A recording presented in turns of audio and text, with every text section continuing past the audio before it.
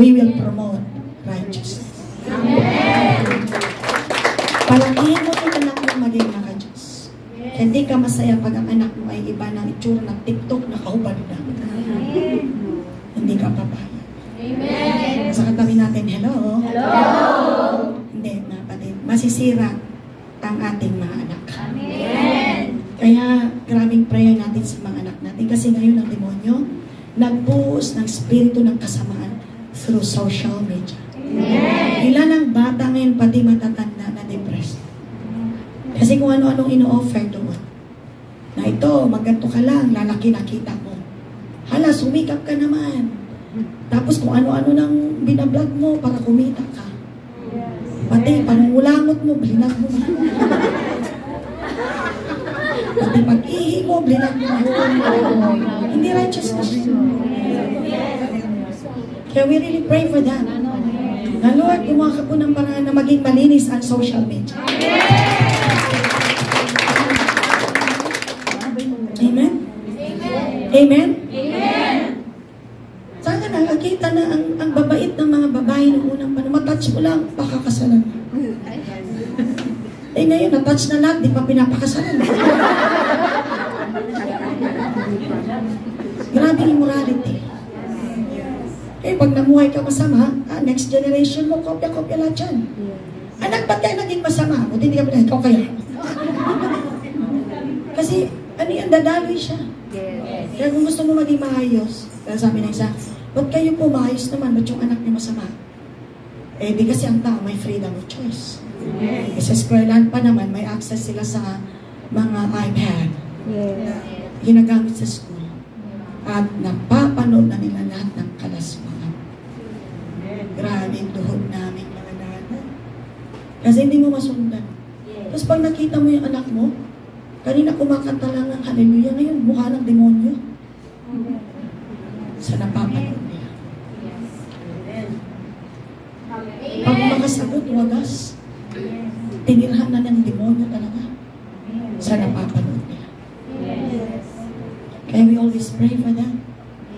We want to build nations. O high five sa mga katabi natin. Saan nyo naman yung high five? Sa mga kapatid, magpo-flourish ang mga bansa-bansa pag may righteousness and justice. Kaya tingnan mo naman yung kasamaan na ginawa ng kaaway sa bansa natin. Yung nasa Senado, hindi ko na wala akong update kung napilanggo na yung leader ng church. Dinaan sa church kasi para wag kang mabantayan. Pero nakapasok na ang mga member na rape, isa-isa nire-rape. Are you with me? Amen. In the picture of the church, saan ka nakakita? Hello? Amen. Nakakanta-kanta mo na sila, mukhang Diyos, mamaya pala. Iba nang ginagawa sa mga tupa. Hello? So alam mo na, hindi tama yun. Kaya binabakbakan din natin ang prayer sa prayer na lahat ng gawain sa Pilipinas maging maayos talaga. Amen! Kaya sa katabi natin, may atake naman talaga. May atake naman talaga. Para maging masama, pero may nagpe-pray. Amen! Para maingatan. Amen! Kaya sa katabi natin, kapatid, magtutulungan tayo. Magtutulungan tayo. Para ma-build ang mga nations. Amen? By promoting righteousness and justice. Kasi when a nation upholds moral values and promotes justice, it leads to growth and honor. Amen? Sabi ng isa, Nay, maligaya na akong tawaging Pilipino ngayon. Kasi sikat na sikat ang Philippines ngayon. Sa Hong Kong, ang mga amo, mga CEO, grabe hinangaan ng Philippines. Mga mag-i-invest sila sa Philippines. Sabi ng kapatid, no, Lord, thank you, Lord, maligaya na akong Pilipino. Bakit dati hindi ka maligaya? Kasi alam mo na dati masama ang tingin sa atin. Ngayon, may ginagawa si Lord. Ang mga prayers hindi nasasayang. Amen! So bilang believers of the Lord Jesus Christ, we can promote righteousness and justice in our nation by living according to God's standards. Kaya, Kristiyano, pati pananalita, pati yung itsura, amen, huwag mo kopyan yung mga itsura ng mga ginagawa ng wala sa Panginoon. Dapat ikaw yung kinokopya nila. Hello? Amen. Are you still with me? Amen. By speaking out against injustice, hindi mo gusto ang injustice, by living according to God's standards, by advocating for the marginalized, by actively engaging in acts of compassion, mercy, and fairness, we contribute to the transformation of society. Pag may nakita ka hindi maganda, luhod mo na yan. Amen? Amen. Sabi ng isa, ituhod mo na yan. Amen?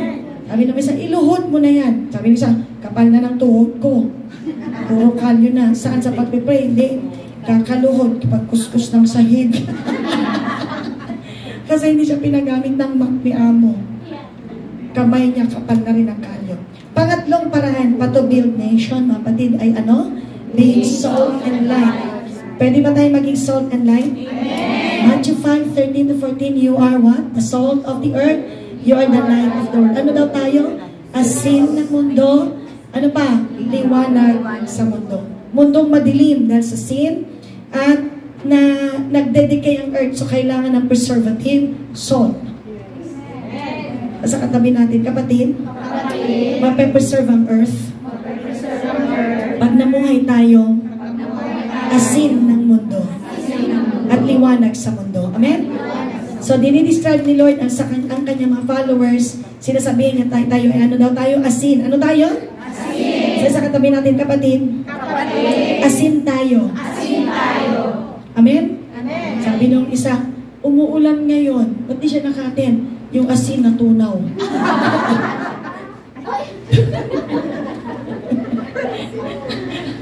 Ano ba yung sinasabi ni nanay? Ba't di ako natataw? Kasi asin nga tayo, di ba? Ilang umulan, natunaw siya. Hindi siya nakaroting. Now, Jesus describes His followers as the salt of the earth and the light of the world. This signifies our roles as influencers. Ibig sabihin tayo ang nag-i-influensya sa society, dinadala ang lahat sa positive change and illuminating the darkness with God's truth. Kaya pagka ang mga parents ay hindi mainam, amen, turuan mo yung anak mo, anak, mag-pray mo yung kaklase mo kaysa puro reklamo sa nanay niya, mag-pray kayo. Amen. Diba? May mga ganung anak na dahil hindi alam yung katotohanan, puro asar lang sa parents. Ikaw namuhay kang asin at liwanag, naturuan mo yung anak mo, friend, hindi ganyan, ipag-pray natin parents mo. Kasi ako pinag-pray lang din ng parents ko, kaya naging ganito, ipag-pray din natin yung parents mo. Ang ganda pag ang anak mo mga intercessor. High five. Amen, amen? Maano, talagang yung mga kabataan natutong mag-intercede at mag-pray. Tapos may kaklase silang bumabagsak na, mahina yung utak, no? Kaya pala na mahina ang utak kasi binubugbog ng tatay. Mahina ng asamat, hinampas pa yung ulo, di lalong mahina ang asamat. 1 plus 1, sabi niya, 1. O, di ba? Amen? So, ipag-pray niya siya ng kanyang mind at ang kanyang pamilya ay maging maayos. At sa tingin ko, ang panalangin kasi talaga sa James ng matuwid ay powerful. Amen! Dahil sa katabi natin, kapatid, mga ilan na kaya ang pinag-pray mo na mga nagkakagulo? Konti na o marami na? Sabi ng isa, ako po walang pakialam. Sa katabi natin, kapatid, let us build nations. Let's build, kapatid, building nations. Hindi tayo papayag na may masira. Ilan na bang pamilya ang pinag-pray mo? Ilan na bang marriage ang napag-pray mo? Na yung mga mag-asawa ay na-in-love na sila sa isa't isa. Amen. Yan, yung mga single lang nag-amen, yung may mga asawa. So, we can be salt and light in our nation by living out our faith authentically. Maging genuine ka lang talaga sa trust kay Lord. Demonstrating Christ-like values in our relationships. Maging maayos sa ating relasyon, sa ating loved ones, sa ating mga trabaho. Maging totoo tayong Kristiyano. Hindi kailangan maglagay ni amo ng camera. Pag naglagay si amo ng camera, tuwan-tuwa ka. Kasi mas lalo niyang makikita ang katotohanan. Kaya ka lang naman nagagalit na may camera kasi mabubuking ka eh. Alam niyo, totoo nagtatrabaho. Lord, lagdagan pa po nila ng camera. Nagagalit ka na hanggang bulak-bul ka eh. Nagagalit ka sa mister mo, ba't ba sinusundan mo ako na sinusundan? Kasi baka talagang dapat daw sundan. Kasi ang totoong malinis, hindi magagalit. Wala siyang ginagawang masama. Kaya yung nagagalit, lalong nangasawa, lalo kang susundan. Ba't ka nagagalit? Totoo ano? Nagagalit ako kasi hindi totoo. Ba't naman kinagagalit mo, hindi naman pala totoo?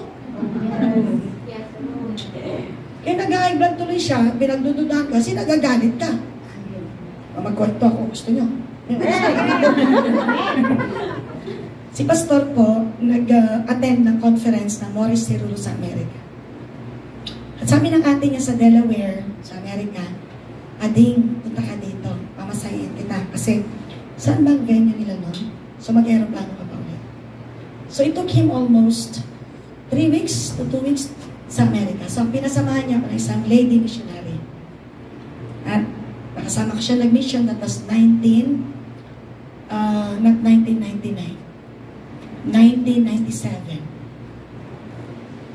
So, kaming dalawa, mission kami ng mission. Tapos yung flyer natin, may telephone number ako dyan. Noong unang panahon, ang mga Pakistan at mga Pakistani, talagang mga hunter yan ng mga Pilipina. Dahil may mga pumapatol sa kanila. So, kala nila lahat ng Pilipina papatulan sila. Amen? Amen. Kasi may Bible study ako sa Chatter Garden, so may tulig-tulig doon. Tumatakbo siya. Sabi ko, bakit tumatakbo? May umahabol sa akin na yan, ang Pakistan. Lagyan ko sa tabi ko. Amen? Nasa worldwide kami, tumatakbo yung isa. Bakit nasaan ka? Kasi ang cute-cute niya, tangkad niya, batang-bata siya. Ayun na, hinahabol ako. Ako, Pakistan na, hinahabol mo siya. Noong unang panahon niya.